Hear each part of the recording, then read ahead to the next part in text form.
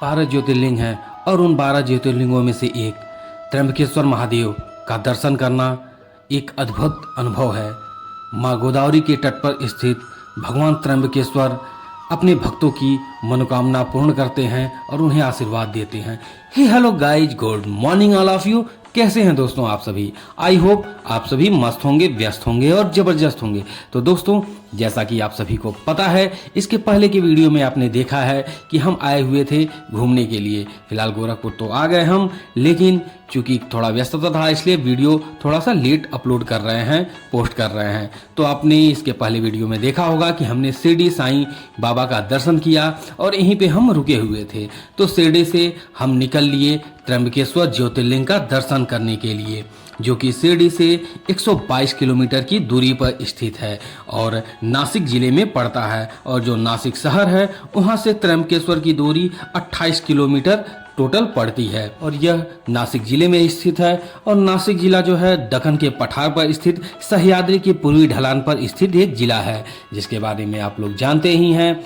महाराष्ट्र में जो है सह्याद्री की पहाड़ियां हैं और बहुत ही खूबसूरत, बहुत ही अद्भुत है। तो दोस्तों, हम यहाँ पे पहुँच चुके हैं। आप देख सकते हैं यह त्र्यंबकेश्वर महादेव मंदिर का जो है परिसर है और अंदर जाने के कई रास्ते हैं। और यहाँ पे देखिए, आप VIP टिकट ले सकते हैं। VIP टिकट लेके आप आगे बढ़ सकते हैं। और हमने दोनों तरह से लिया, VIP टिकट लिया और हमारे कुछ साथी जो हैं वो अंदर से लाइन लग के गए। तो हमने कहा कि यहाँ से पहले आपको अंदर का सारा दर्शन कराते हैं, फिर हम भी अपने दोस्तों के साथ जाके लाइन में लग जाते हैं। तो पहले VIP टिकट का जो है हमने टिकट ले लिया और यहाँ से सीधे डायरेक्ट अंदर हम आ गए। यहाँ पे आपको 2-3 रास्ता बना हुआ है, 2-3 गेट है। आप वहाँ से किसी भी रास्ते से आप आ सकते हैं। यही है कि अगर आप VIP रास्ते से आते हैं तो थोड़ा सा भीड़ कम मिलेगा, और आप रेगुलर रास्ते से आते हैं, जो कि अभी हम ये जो दिखा रहे हैं ये रेगुलर रास्ता है, जो कि पीछे आप गाड़ी खड़ी करके वहाँ से आप आ सकते हैं। तो यहाँ से आप सीधे लाइन में जाएंगे, थोड़ा सा भीड़ आपको मिलेगा। लेकिन अगर आप ऑफ टाइम में आते हैं तो भीड़ हो सकता है थोड़ा सा कम मिले। तो फिर आप देख सकते हैं यहाँ पे लाइन से फूल प्रसाद वगैरह मिलेगा। हम यहाँ से फूल प्रसाद वगैरह लेके आगे बढ़ते हैं लाइन में लगने के लिए, क्योंकि यहाँ पे देख रहे हैं कि भीड़ थोड़ा सा ज़्यादा ही है। अब वहाँ पहुँचने पे देखते हैं कि कितना समय लगता है। यहाँ पे बहुत सारे चप्पल जूते के स्टैंड भी हैं, जहाँ पे अपना अपना चप्पल जूता वगैरह निकाल सकते हैं। ये देख सकते हैं, ये मेन परिसर का जो जहाँ पे लाइन लगती है वहाँ का हिस्सा है। ये टोटल 6 ब्लॉक में, यानी कि 6 हॉल हैं, A1, A2, A3, A4, A5 और A6। A6 से आप इंटर करते हैं और A6 से A5, A4, A3, A2, A1 होते हुए आप मंदिर में प्रवेश करते हैं। A1 जो है सबसे लास्ट का है, जहाँ के जस्ट बाद जो है मंदिर परिसर शुरू है और आप महादेव का दर्शन करते हैं। यहाँ पे जो है महादेव एक पिंडी के रूप में है, एक गड्ढानुमा आकृति है, उसमें जो है 3 पिंडी है, 3 लिंग है, जो ब्रह्मा विष्णु महेश का प्रतिनिधित्व करते हैं। यह है कि यहाँ पे बैठने का अरेंजमेंट बना है, अच्छा है, तो आप लाइन में लग सकते हैं। हम टोटल 6 घंटे लगे और 6 घंटे में हम यहाँ पे पहुँच चुके। तो बोलिए हर हर महादेव। तो आप महादेव का दर्शन कीजिए, फिर थोड़ी देर बाद में आपसे मिलते हैं। तो यहाँ पे दर्शन हमारा हो चुका है और दर्शन करके हम बाहर आ चुके हैं। आप देख सकते हैं ये बाहर का परिसर है, बहुत ही अद्भुत है, बहुत ही खूबसूरत है। यह त्र्यंबकेश्वर जो ज्योतिर्लिंग है वह महाराष्ट्र प्रांत के नासिक जिले के त्र्यंबक गांव में स्थित है और यहाँ के राजा भगवान भोलेनाथ महादेव हैं। यहाँ के निकटवर्ती ही ब्रह्मगिरी नामक पर्वत है, जहाँ से माँ गोदावरी का उद्गम हुआ है। आप ये देख सकते हैं, ये भगवान भोलेनाथ की, शिव शंकर की यात्रा निकल रही है और यह यात्रा देखना बहुत ही खूबसूरत है। क्या ही कहना, मतलब हम इतने अच्छे समय पे निकले कि महादेव की कृपा प्राप्त हुई और यह यात्रा हमने देखा और महादेव की कृपा प्राप्त कर पूरा मन, पूरा शरीर पुलकित हो उठा। इसके बारे में अनेकों कथाएं प्रचलित हैं। कहा जाता है कि प्राचीन काल में यह जो त्र्यंबक जगह है यह गौतम ऋषि की तपोभूमि थी।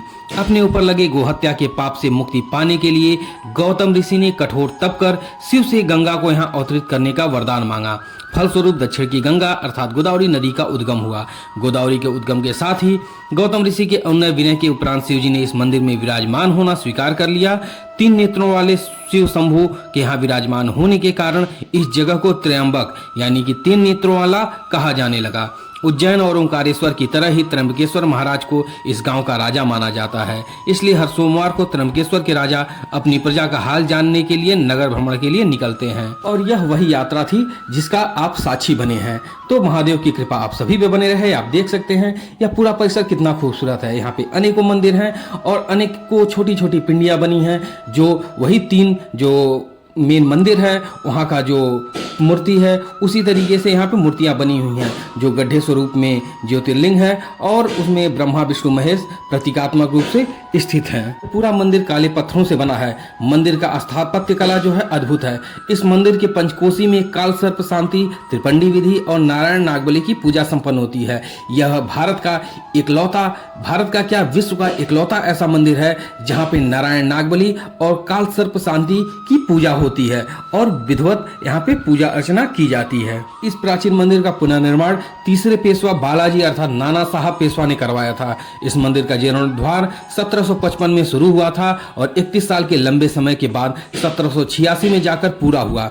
कहा जाता है कि इस भव्य मंदिर के निर्माण में उस समय करीब 16 लाख रुपए खर्च किए गए थे, जो उस समय काफी बड़ी रकम मानी जाती थी। जस्ट पीछे जो है जूने महादेव मंदिर है और यह उसी का परिसर है। यह त्र्यंबक मंदिर के पीछे का हिस्सा है और वहाँ पे यह मंदिर स्थित है। और आप देख सकते हैं इधर से आप बाहर मार्केट की तरफ आ सकते हैं।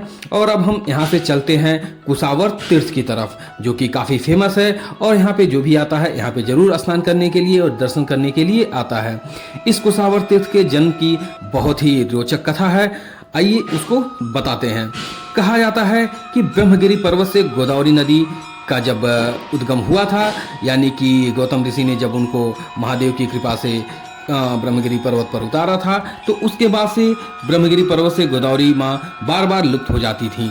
गोदावरी के पलायन को रोकने के लिए गौतम ऋषि ने एक कुसा की मदद से, कुश होता है एक प्रकार का एक छोटा सा पौधा है जिसकी लंबी लंबी पत्तियां होती हैं और उसकी पूजा भी की जाती है, तो उसी कुश की मदद से को लेकर गोदावरी को बंधन में बांध दिया था। इसके बाद से ही इस कुंड में हमेशा पानी लबालब भरा रहता है। इस कुंड को ही कुसावर तीर्थ के नाम से जाना जाता है। कुंभ स्नान के समय शैवाखाड़ी इसी कुंड में शाही स्नान करते हैं। अब हम चल रहे हैं जहाँ पे माँ गोदावरी का उद्गम स्थान है, ब्रह्मगिरी पर्वत के ऊपर। यहीं पे माँ गोदावरी का उद्गम स्थान है और वहाँ पे आपको दर्शन कराते हैं। तो हमारे साथ लगातार वीडियो में बने रहें और अगर आप इस चैनल पे नए हैं तो प्लीज़ सब्सक्राइब करें, ज़्यादा से ज़्यादा शेयर करें और लाइक करें। ये जो सीढ़ियाँ हैं वो टोटल 700 सीढ़ियाँ हैं बनी हुई हैं और इस पे चढ़ के हम ब्रह्मगिरी पर्वत पर पहुँचते हैं, जहाँ पे रामकुंड और लक्ष्मण कुंड मिलते हैं। और शिखर पे पहुँचने के बाद गोमुख से निकलती हुई माँ भगवती गोदावरी के दर्शन होते हैं। और यहाँ पे छोटे छोटे कई मंदिर भी बने हुए हैं, आप इनका दर्शन करते चलते हैं। और यहाँ पे बंदरों का बहुत ज़्यादा जमावड़ा मिलता है, बहुत सारे बंदर हैं और रास्ते में कुछ एक जगह मिलते हैं जहाँ पे आपको खाने पीने की चीज़ें भी मिल जाएंगी। इस ब्रह्मगिरी पर्वत पे माँ भगवती के प्राकट्य की भी एक कथा है। माँ गोदावरी का प्राकट्य कैसा हुआ उसका भी कथा है, जिसे अभी समय मिलता है तो आपको बताते हैं। ये आप देख सकते हैं, ये महादेव का एक लिंग है जहाँ पे ब्रह्मा विष्णु महेश लिंग के रूप में विराजमान है और यह जो है यहीं से माँ भगवती गोदावरी का प्राकट्य हुआ है। आप ये देख सकते हैं गोमुख है और इसी गोमुख से माँ भगवती का दर्शन होता है। ये माँ भगवती गोदावरी की मूर्ति है और यहीं से इनका प्राकट्य होता है। और फिर हम आगे चलते हैं जो मूल गंगा मंदिर है, यहाँ पे ये आप देख सकते हैं, ये जो कुआं है यहाँ पे माँ गोदावरी का दर्शन होता है। और यहाँ पे अनेकों छोटे छोटे पिंडी बने हुए हैं, कुछ मंदिर बने हुए हैं और यहाँ से जो पूरा नज़ारा है वो काफ़ी खूबसूरत दिखता है। और यह जो मंदिर है ये जटा मंदिर है। कहा जाता है कि माँ भगवती यहाँ पे अवतरण नहीं लेना चाहती थी, जिस कारण से महादेव बहुत नाराज हो गए और यहाँ पे बैठ के उन्होंने यहाँ पे अपने जटाओं को फेंका था, जिस कारण से ये निशान भी बने हुए हैं। तो फिर हम यहाँ पे दर्शन करने के बाद फिर आ गए अपनी गाड़ी के पास। अब हम यहाँ से चलेंगे वापस। तो आपको एक बार उस कथा का स्मरण कराते चलते हैं जो माँ गोदावरी के उद्गम की है। कहा जाता है कि ऋषि गौतम की जो पत्नी अहिल्या थी, उनसे वहाँ पर रहने वाले ब्राह्मणों की कुछ पत्नियां नाराज हो गईं और वो चाहती थीं कि यहाँ से गौतम ऋषि चले जाएं। तो उन्होंने अपने पत्नियों से इसके बारे में कहा और उनके पत्नियों ने गणेश जी की आराधना करके उन्हें इसके लिए किसी तरह से मनाया। तब गणेश जी एक दुर्बल गाय का रूप धारण करके उनके खेतों में वास करने लगे।